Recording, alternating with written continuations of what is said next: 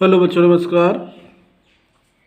आज की क्लास में हम आपके लिए मल्टीपल चॉइस क्वेश्चन और उससे संबंधित आंसर के विषय में जानकारी देंगे, जो कि सब्जेक्ट आपका मेटल से संबंधित है।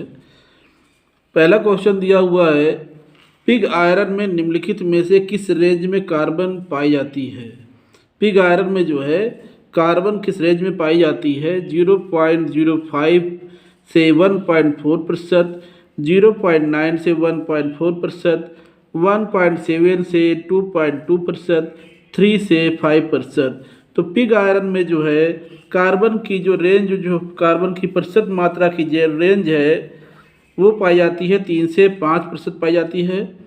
पिग आयरन में 3 से 5% की रेंज में कार्बन की प्रतिशत मात्रा पाई जाती है, 3 से 5%। अगला क्वेश्चन दिया है, कास्ट आयरन का उत्पादन करने वाली फर्नेस का नाम क्या है? कास्ट आयरन का जिस भट्टी में उत्पादन करने वाली फर्नेस यानी भट्टी का क्या नाम है? ओफर्थ, क्यूपोला, बेसेमर, पुडलिंग। तो कास्ट आयरन का उत्पादन करने वाली फर्नेस का जो नाम है वो है क्यूपोला फर्नेस। कास्ट आयरन का उत्पादन करने वाली फर्नेस का नाम है क्यूपोला फर्नेस। अगला क्वेश्चन है, पुडलिंग फर्नेस का मुख्य उत्पादन क्या है? पुडलिंग फर्नेस का मुख्य उत्पादन क्या है? Cast iron, wrought iron, cold rolled steel, hot rolled steel. तो पुडलिंग फर्नेस का मुख्य उत्पादन राट आयरन है।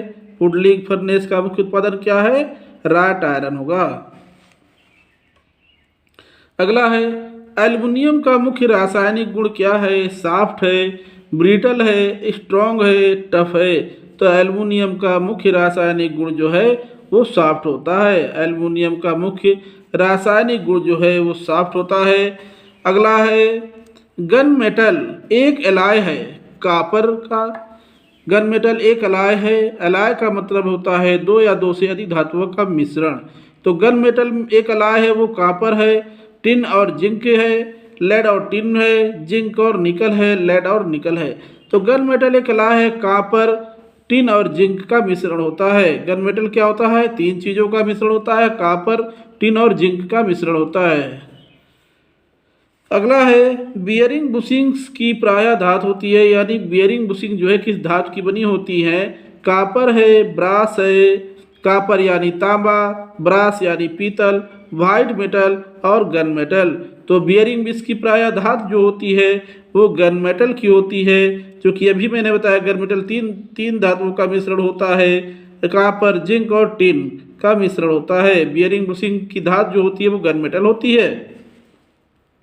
अगला क्वेश्चन है, धातुओं में भौतिक और यांत्रिक गुण होते हैं, निम्नलिखित में से कौन सा गुण वो भौतिक गुण है? फ्यूजिबिलिटी, टेनासिटी, डक्टिलिटी और मैलिएबिलिटी। तो धातुओं में जो भौतिक और रासायनिक गुण होते हैं, इन चारों में से निम्नलिखित में से भौतिक गुण कौन सा है? फ्यूजिबिलिटी। फ्यूजिबिलिटी क्या है? एक भौतिक गुण है। अगला क्वेश्चन दिया हुआ है, स्टेनलेस स्टील के मुख्य मिश्रण तत्व होते हैं क्रोमियम और निकल के, क्रोमियम और टंगस्टन, निकल और वेनेडियम, निकल और टंगस्टन। स्टेनलेस स्टील के मुख्य मिश्रण क्रोमियम और निकल होते हैं। स्टेनलेस स्टील के मुख्य मिश्रण क्रोमियम और निकल होते हैं। अगला क्वेश्चन है, लैंप बल्बों के फिलामेंट्स की धातु होती है, यानी कि लैंप बल्बों के फिलामेंट्स किस धातु के बने होते हैं? निकल के होते हैं, क्रोमियम के होते हैं, टंगस्टन के होते हैं या टिन के होते हैं। तो लैंप बल्बों के फिलामेंट्स टंगस्टन धातु की बनी होती हैं। अगला क्वेश्चन है, ड्यूरेलुमीन और हिंगेलियम एलायस में 95% होता है, क्या होता है? ड्यूरेलुमीन और हिंगेलियम में एलायस में 95%, 95% क्या होता है? कापर होता है, जिंक होता है, लेड होता है या एल्युमिनियम होता है। तो ड्यूरेलुमीन और हिंगेलियम एलायस में 95% एल्युमिनियम पाया जाता है। अगला क्वेश्चन है, मुंज मेटल का एक अलाय है, मतलब मुंज मेटल किन धातुओं का मिश्रण होता है?